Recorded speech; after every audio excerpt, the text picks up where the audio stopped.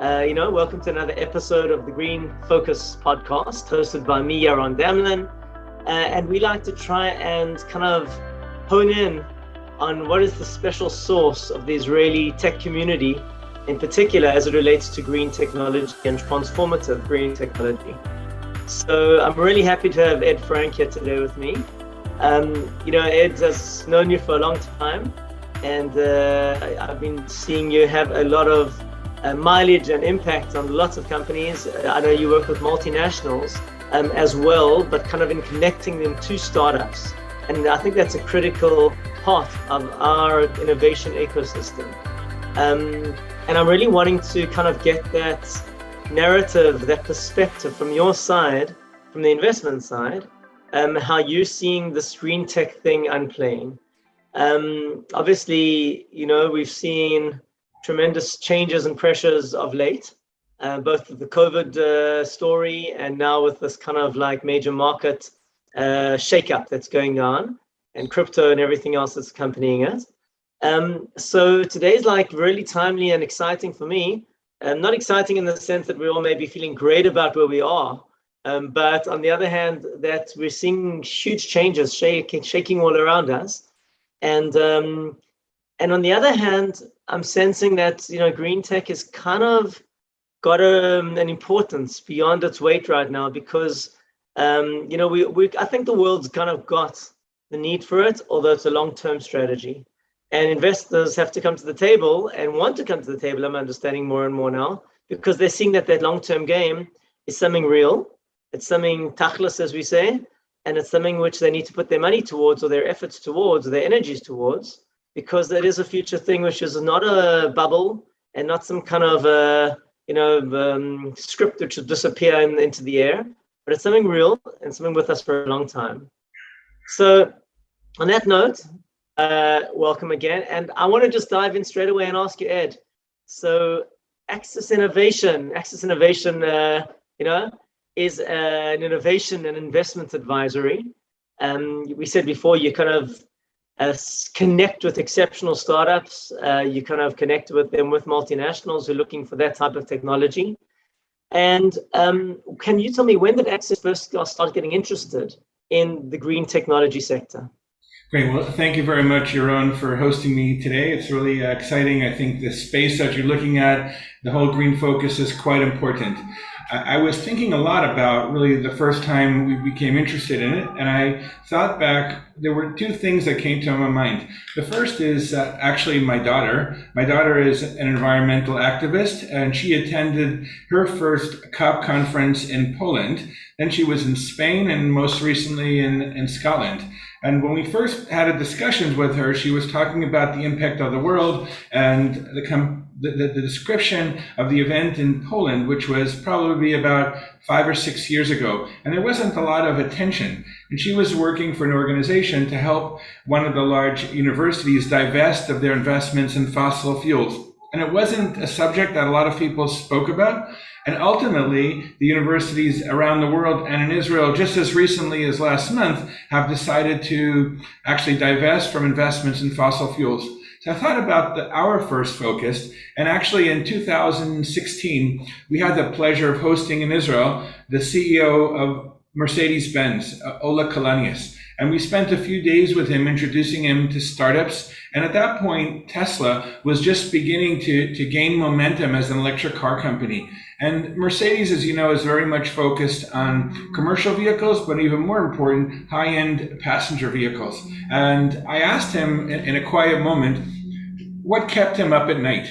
And I thought the answer was going to be Tesla, it was going to be Lexus and some of his competitors, but his answer was the carbon requirements that large auto companies had to deal with. And he was worried with the internal combustion engines that they weren't going to meet their carbon limitations. And that got me thinking. And as I learned more about Tesla over the years, I realized that Tesla actually made more money selling their carbon over allocations to other companies, over $1 billion. So if the car manufacturers, which are probably one of the world's largest polluters, were so worried about pollution and carbon, I realized that the green climate and green space was very important and something worth looking at. Okay, I like the introduction because it's got this personal side. Nothing like a family member to shake you up, right? And to conscientize you to something. And what's actually interesting as well, the point that you're coming to there is that, being in, I call it green tech, although it's a big field, climate tech, auto tech, there's lots of different names associated with where we are. But the auto tech itself is fascinating because, essentially the car, right? It impacts on every single family, in the developed world, let's call it, and sometimes several times. The car is pervasive. It's everywhere. The cars, the vehicles, the transportation that we're using. It also gets to airplanes and ships. But so that's why that example given of Mercedes-Benz and Tesla, it's something with like material impact that we can really feel. So when we got our car suppliers, who all of us handle at some stage every couple of years, they are telling us about these things. They are up to restraints. They are up to limitations and seeing how they've got to meet the next challenge. Otherwise, they're going to be penalized for it. That's something which is very close to heart. So even though, we may think of solarizing our roofs or whatever other projects, and these may be, these things are gaining momentum, but it takes a while. But the car is actually really on our doorstep every time we leave the home, except for me, of course, because I leave the home with my bicycle. But that's another story. I'll leave that maybe for later. So anyway, I appreciate the example, and it's fascinating. But now getting back to your question, I'm challenging you on that one, right? So Mercedes are being kept up at night, wondering how they can kind of actually come to the game quickly enough and efficiently enough, let's call it, to survive in this game. Okay, and Tesla came to the party really early. They drove a fast horse into the stadium. Where are you seeing now? I know you also work in automotive, right? I believe you've got some activity there from Axis. What's your feeling? Where is it moving at the moment? What is the challenge right now? Look, last week, we just were talking about the car companies, and really, as we know, the car in your driveway pretty much is in your driveway 95% of the time. And maybe for you, it's a little bit higher than that. But just last week, General Motors, which has a venture arm, they invested in a wind catching company from Norway. And the company is interesting because why would you think that General Motors is focusing on collecting energy from the wind? But they're seeing the world and energy as relating to their whole mandate of moving into an entire electric fleet in a few years. And once they get to that point, they're going to have a lot less money earning from fixing cars because electric vehicles last a lot longer, have a lot less moving parts, and they're going upstream and looking at the energy sources. So I was pretty shocked when I read about that. So in terms of your question, we work a lot with corporate investors and maybe a little bit more to the point, innovation departments in large corporations. And many of these companies are very focused on specific business needs for business units. And the investment arms of these large companies generally follow the innovation arms. They're looking, if you take a company like Coca-Cola, they make billions of dollars a year in profit. When they have a venture capital department, that venture capital department is a little bit less focused on making money, is even if they invest in the most successful unicorn and they earn a few $100 million, it's a very small amount of money for a large corporation. But what they're looking for are synergies. And we see that the largest companies in the world that we deal with are all very much focused on carbon reclamation, on energy savings, on how to make products more sustainable. So I think that the corporate venture arms, which are now just such an important part of the whole venture scene, are very much focused on how to become more sustainable and how to have more green. And I think that it's not a desire to look for a profitable company as much as a desire to be more green in general, because that's what the world needs and that's because what their consumers are demanding. Okay, so exactly, I was going to get to that question and just ask it a little bit more challenging of sorts, right? We know the idea of greenwashing, and we've seen greenwashing on so many occasions where companies kind of like trying to get into the green, trains to sound cool. Yet this is exactly the point of conflict that I want to challenge you and understand your understanding from a financial point of view. It's all good and well that they're talking the talk, okay, because you want to seem like you're cool and you want to seem like you're doing the right thing. And that's great. I'm not putting that down in any way. But when you're mentioning, for example, these venture capital arms of corporates, right? They are certainly looking for profits. That is their mandate fundamentally, right? I still think that that's their fundamental driving force. I am hoping it's enlightened and that it's going to become, value-based as well. But fundamentally, they are going to make decisions, I believe, on, on the bottom line. The bottom line, once again, may be long-term and a bit more long-term than we think now, because they realize that's, took the example of the car companies. It's not just next year and next and the year after, it's 10, 15, 20 years down the line that they've got to be thinking about. So how do you see the dollars, the dollar calculation working out with these VCs that they seem to be warming up to the whole green tech investment side? Why are you really seeing, are they seeing, I mean, you've been a great advocate of the fact that they're all waking up to this. Are they really understanding or believing or committing themselves to the fact that this is where their future incomes are going to be? Okay, I just want to take that point for a second. The primary sources of venture investing are either financially focused venture capital funds, or let's just say corporate venture capital funds, or exits, which could be a trade sale or an IPO. I think that if you look at the traditional venture capital firms that are, say, specifically looking at Israel, their primary focus is a 7-year to 10-year horizon. And most of the investments, the vast majority of those investments are generally in software. When there's any kind of innovation connected to hardware, they're very much more reluctant to invest in those companies. So I think that the source for funding for most of the green energy focused companies are coming from the corporate venture side. There are also family offices which have sometimes very significant investment mandates, but those companies do have a social mandate, and those companies are a little bit less focused on the financial results. And I personally do believe that the corporate venture funds are a little bit more focused on the synergy and the overall aspect than they are in the specific financial returns. To your point about whether it's good business sense or whether it's greenwashing, we've had this discussion, again, going back to my daughter, we've had the discussion about some of the largest energy companies that have allocated multi-billion dollars to invest in alternative and renewable energy. And she looks at it as complete greenwashing. But on the other hand, a lot of these companies that are starting out, they really need that money. And while the corporation might get PR efforts from investing in those companies and are making zillions of dollars now, especially on the rising price of oil, that money is still needed. Many of the traditional venture firms will invest in companies once they get to a level where they have a number of large corporations behind them. But I don't think that it's only greenwashing for these companies. Just this morning, I received an email from one of Germany's largest chemical companies, a company called Evonik. Now, Evonik has invested in an Israeli company. They're a large chemicals company, and they just announced a 150 million euro sustainability tech fund. And this is a company that is looking specifically for improving processes in the chemical industry. It's a German company, as I mentioned, and that's what they're looking for. They're looking to how to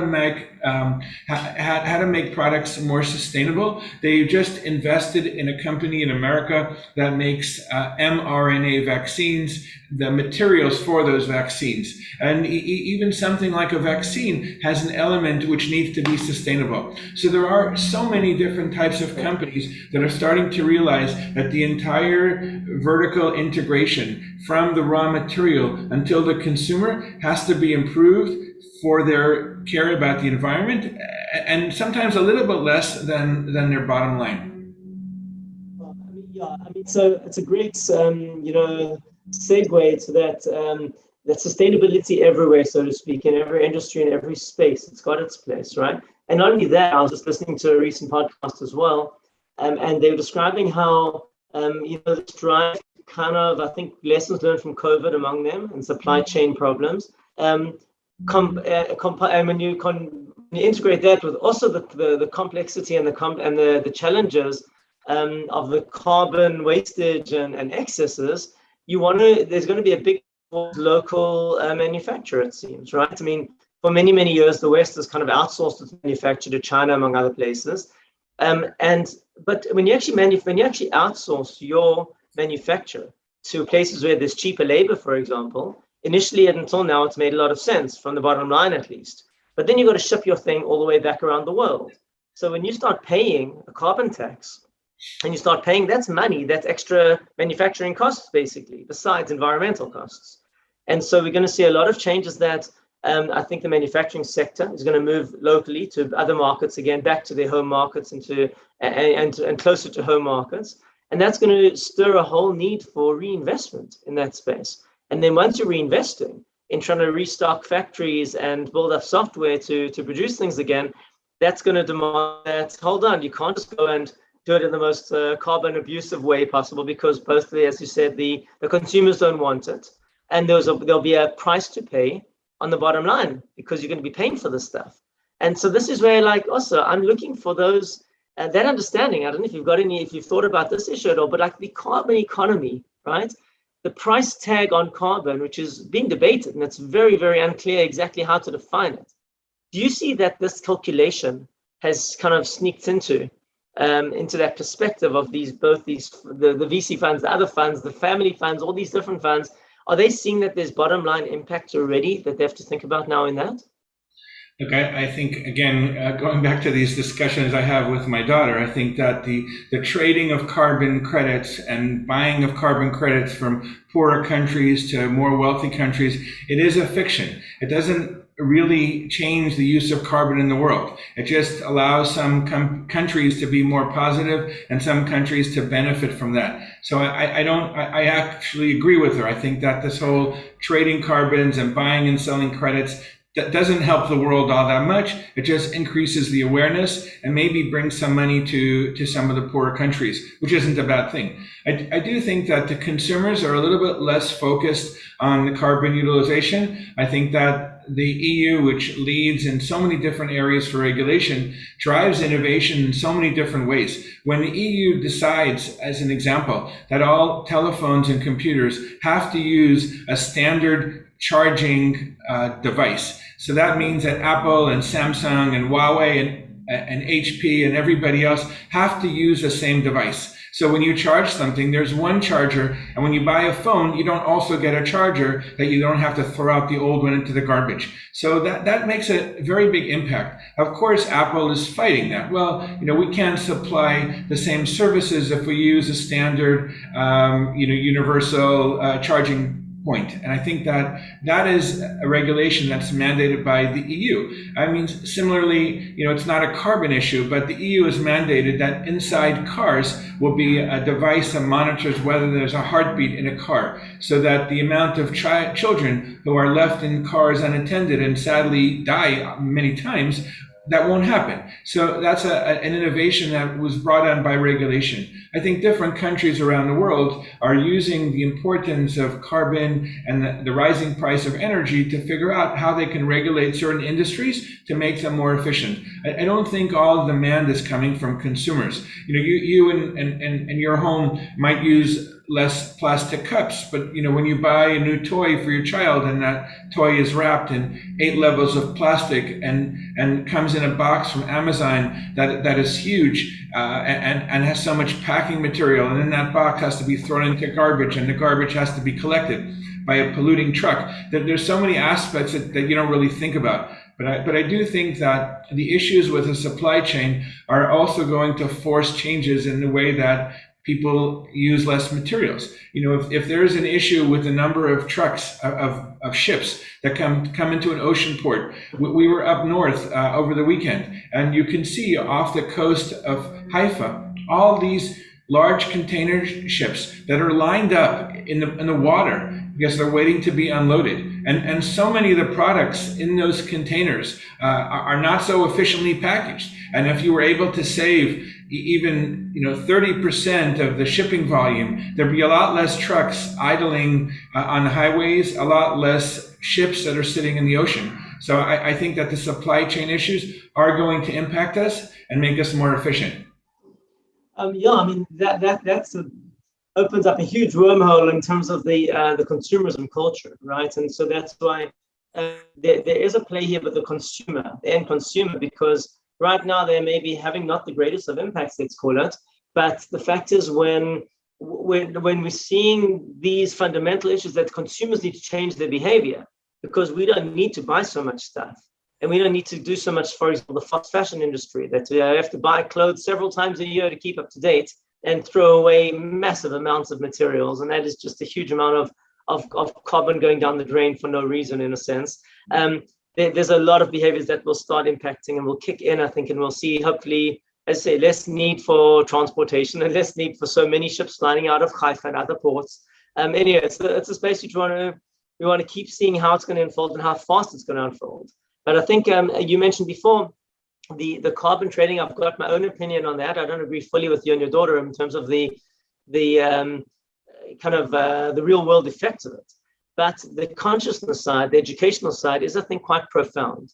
It's knocking up our consciousness level of doing things substantially, and that will impact down the road on our consumer behavior. So it's going to take some time to happen. But I think all the warning signs are shining and lighting up all over the place, and they're going to be impacting. I want to skip to the next question, Ed, okay? When you are coming as an investor or a matchmaker for investors, okay, and you're looking into startups needing funding, and the big debate we always have between the people in the startup versus the technology in the startup, I'm relating now to the green technology in particular. Are you actually seeing an importance, kind of an emphasized importance on some kind of green sustainability agenda of those startups, or am I before my time?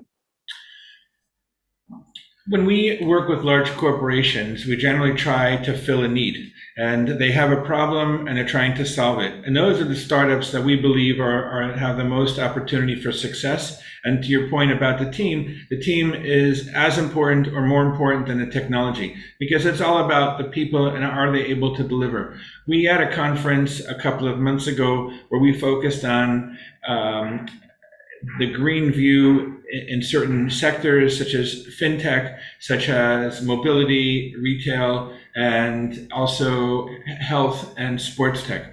In all of those startups that presented, and we looked at over 100 startups, every one of them is starting to be aware of the green angle. I don't think that it's the primary business driver, but I think it's become a subject that investors, corporate, and VCs are starting to ask about, because the companies that are pure financial investors, venture capital, where are they getting their money from? Many of those companies are getting money from large corporations. So similar to universities that are now divesting from investments in fossil fuels, if you have a large corporation that by themselves are investing in a venture fund or a family office, they're starting to ask questions about inclusion of those workers. Are those workers, of all the different colors? Are they male, female? Are they of color or not of color? They're starting to ask, which of the companies in their portfolio are green focused. So I think that as long as the investors are asking it, that does trickle down. But I just want to go to your point about consumers. There's been obviously a very big demand now for electric vehicles. And I think if you look at some of the world's most developed countries, with the exception of China, it's still very difficult to have an electric vehicle. And there's something known as range anxiety, where people live in an apartment house and they park on the street. Where do you charge your vehicle? What's going to happen when you need to go somewhere and suddenly the weather gets hot and you need to turn on your air conditioning, or it gets cold and you need to turn on your heater, and suddenly your battery is giving you a lot less range than you thought before. And I think that people have an idea that they want to be more efficient, they want to work more with electric vehicles, but don't actually realize that, hey, is there a fast charging station nearby, or is this something that matches with my lifestyle? Only 1% of vehicles sold are electric vehicles, so there's a lot of buzz, there's a lot of interest, but are we at the time where you can completely replace your internal combustion engine vehicle with a battery driven car? It depends on where you live. live. In China, it's very easy to have an electric vehicle, but in the US and Western Europe, we're not there yet, and we're not there yet in Israel. So I think that it goes hand in hand, and there's a lot of hype about some of these new innovations that are green, but consumers are not always aware of what the implications are, in their homes.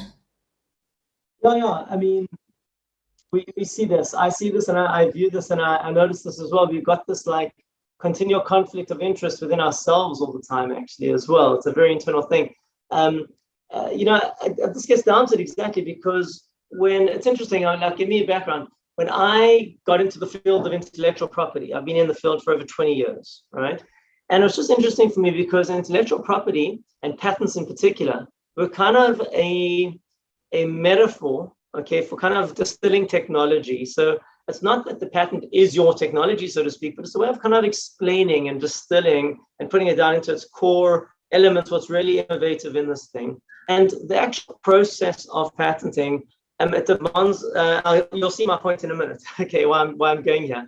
But it kind of demands that you build a claim set. Claims are kind of focusing on what your actual technology is, but it's not only your technology, it's how your technology compares to the existing technology. So this is on a sense like, let's say the existing technology in your field has got 7 parts which make this engine run. And you have to innovate beyond that in order to deserve to get a patent or claim. So how do you do that? You have to cut the steps. So instead of having 7 steps, you got 5 steps. Or instead of having 7 parts, you got 5 parts. So for 2 very crude examples.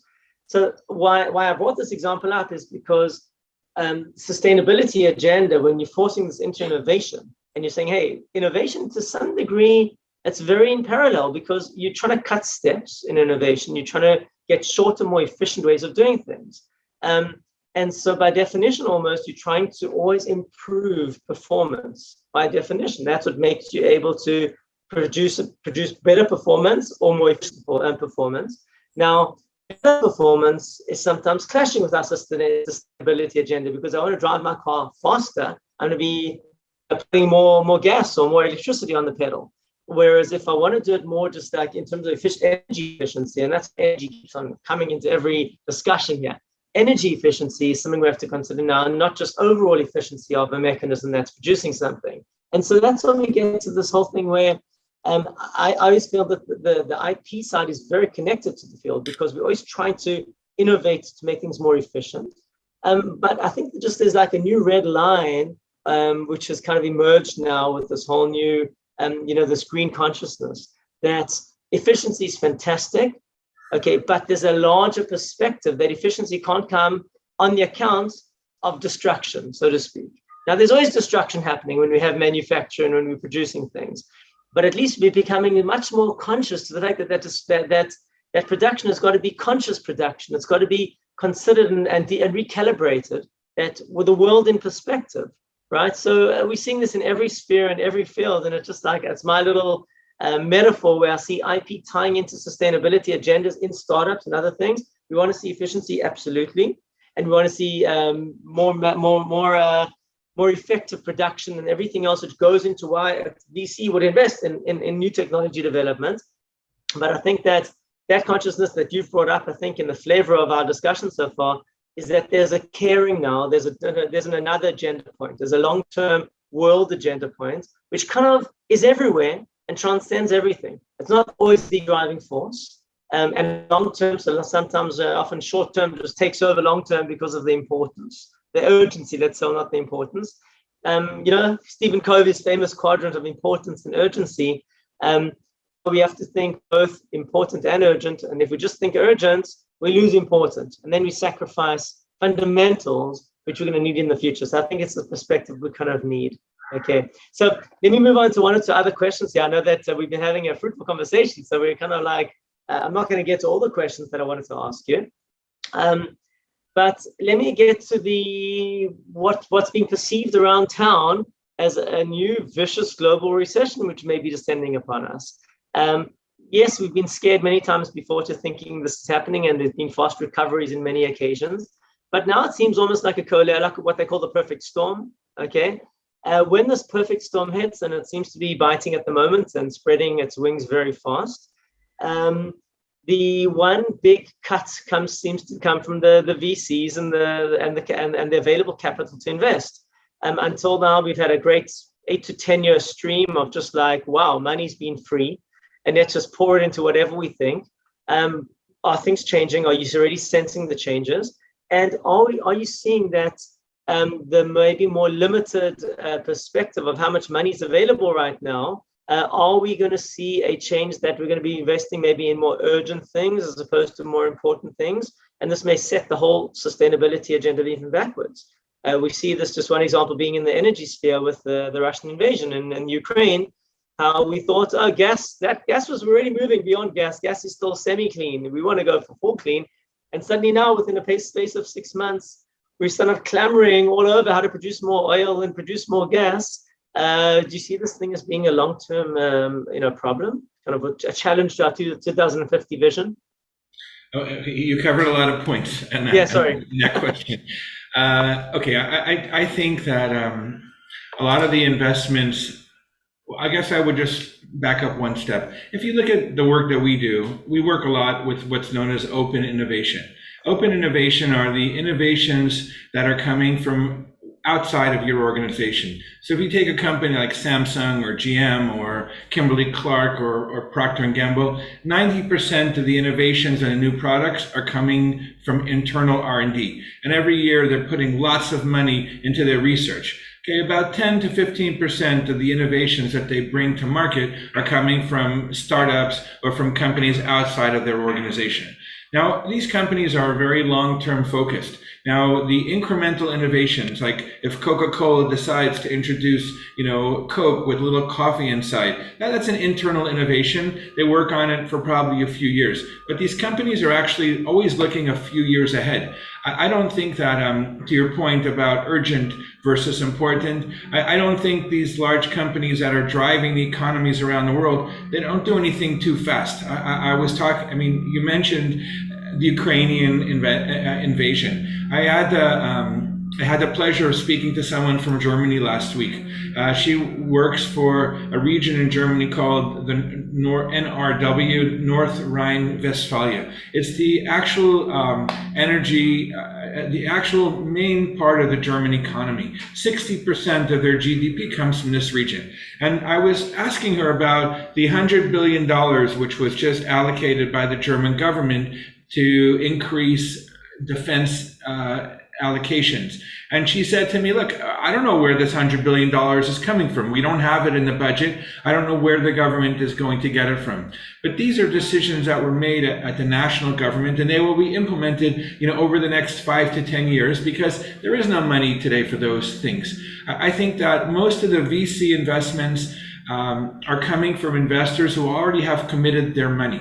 And I think that the VCs right now are dealing with valuations of companies that have dropped significantly. I just received an email about a company in the robotics space. They're looking to raise money through one of investment funds that we work closely with. Their valuation has dropped by 40%. So I think that the market and the threat of a recession has impacted the mindset of the startups, and that they're starting to lower valuations and watch their money more carefully because they don't know what's going to happen next. But the funds, there are in Israel over 400 funds. These are already funded, and these companies need to invest their money. So some of the, and going back to your previous point about, the people or the technology, well, a company founder who's already gone through, had exits, knows how to bring a product to market, they're not going to drop their valuations because they know their product is going to succeed at a higher chance of success than someone who just has a good product or idea, who might not know how to find the right type of corporate partner or investor. So I don't think that the money will dry up so fast. I think in almost every country that we deal with, and we deal with many countries around the world, these governments are starting to realize that the startups and scale-ups are driving their economy, and they are giving jobs, they're giving innovation, they're giving young people a better place to work that more matches with their ideals, and the whole green focus is certainly important to them. So My personal opinion is, number one, I don't think the money has dried up. Number two, I do think that the awareness of the importance of green is going to drive innovations. And number three, I do think that there is no such thing as short term. I think that you need to look 3 years, 5 years, and 7 years down the road if you're in this space. Okay, I'm loving the optimism, and I'm glad to hear that there's already committed money, because it stills my fears to some degree. That we're going to see a substantial impact right now and very fast, and people are going to tighten their belts up and everything else.